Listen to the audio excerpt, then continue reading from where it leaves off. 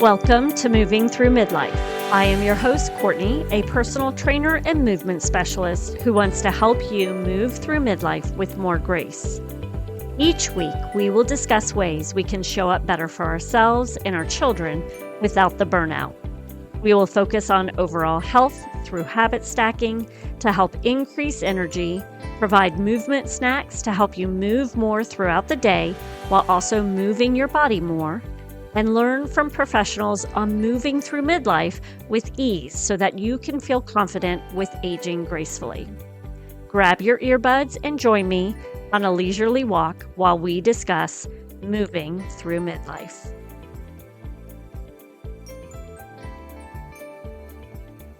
Today is Movement Snack Monday, and if you listen to me on a weekly basis, you will see that this isn't the first Monday of the month, but that is because it is summer and I ended up going to a every other week schedule during the summer just because life.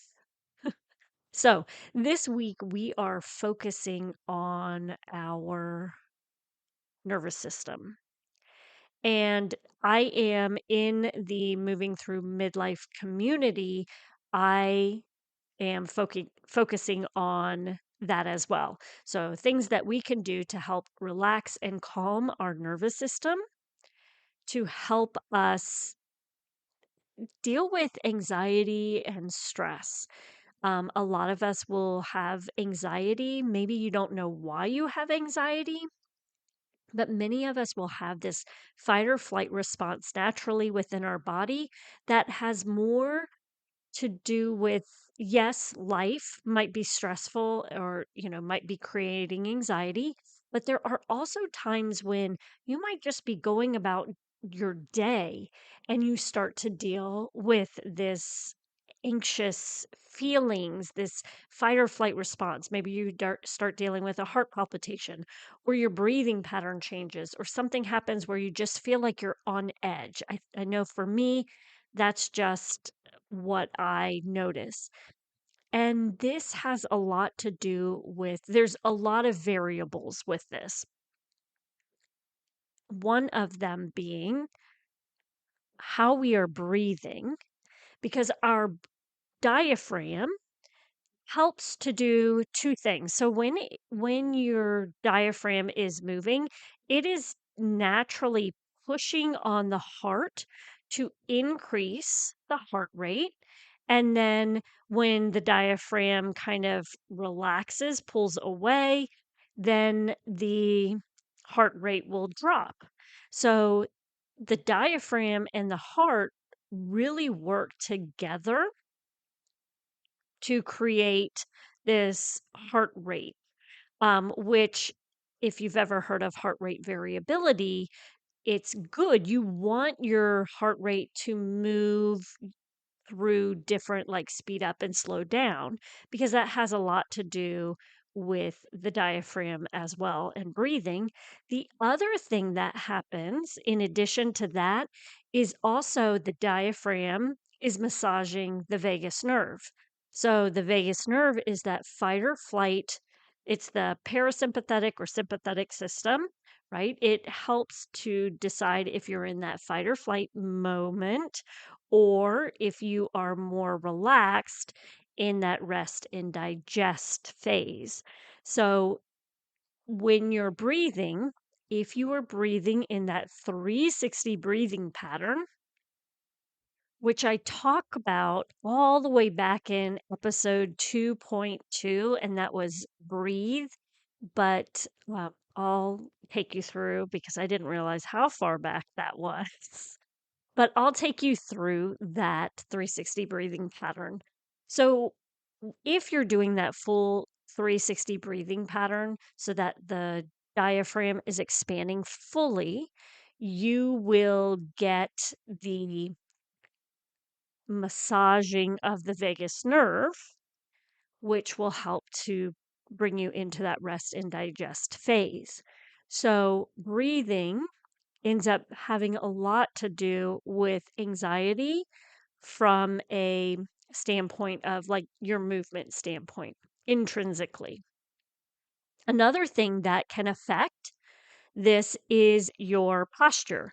So, posture is a cool thing. I love it. You'll hear me talk about it a lot. Because for many of us, we're in this rounded forward position throughout the day, right?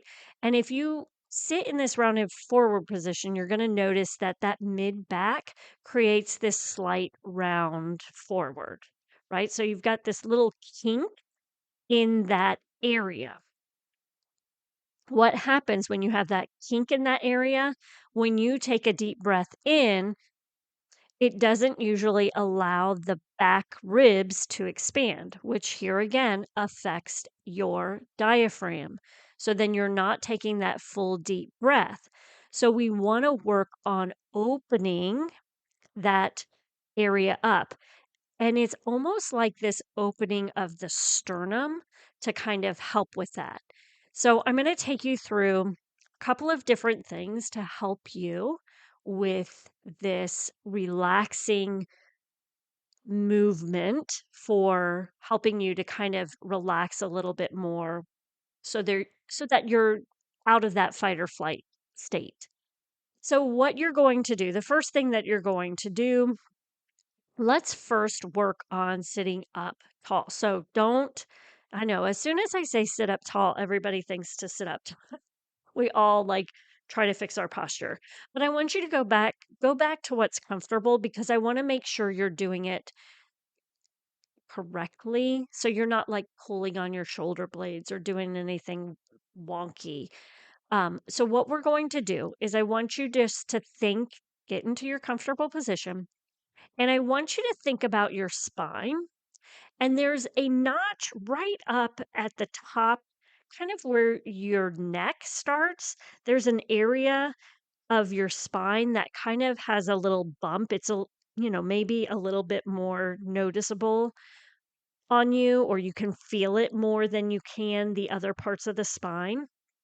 What you're going to imagine with that portion of the spine, you're going to imagine pulling it back to the wall behind you, to the seat behind you, to whatever is behind you as you are listening to this. So you're going to imagine pulling that notch of the spine back. And you'll notice as you do that, what happens? Your sternum kind of opens up a little bit. So think of that front area of the chest kind of lifts up and it almost lifts up. I know some people talk about like open the heart. That's another expression you might hear in yoga that kind of helps get you in this position that I'm talking about. And what happens when you do it this way, you're not pulling on your shoulders, you're not creating any tension in that mid back or upper back. You're not trying to pull the shoulders down or pull them back to where the rib cage will open, because we also don't want our rib cage to be open too much where we're flaring our ribs. We want this natural neutral position. And we all have a slightly variation of neutral. So don't feel like that there has to be a specific position. It's just all of us have a neutral, and that's what you're shooting for. So just imagine thinking about that bump on that upper part of the spine as it comes in towards the neck. Imagine that pulling back in your seat or towards the back wall. You'll feel that heart opening position and just hold there. Now, in this position, this is where I also talk about imagining that string going up your spine, and then you're going to lengthen up, pulling away. The thing that happens when we do this is now, if we are feeling shortened in our torso, in our midsection, we create a little bit of length, which should help you to start to feel those abdominal muscles firing on a little bit, an active position. We're not looking for them to be braced. We don't want anything intense. We just want an active position where they're kind of help holding up the body, right? We're not relaxing into anything. We're just being held up nice and tall. Then we're going to work on that 360 breathing, which you've probably heard me talk about. I know that I've done it more than just that movement snack all the way back in episode 2.2. I know I've talked about this more because it's so important to get this breathing pattern right for so many various reasons within our body. So, what you're going to do here is you're going to imagine your rib cage like a jellyfish. And when you breathe in, you want that rib cage to expand in a 360 fashion.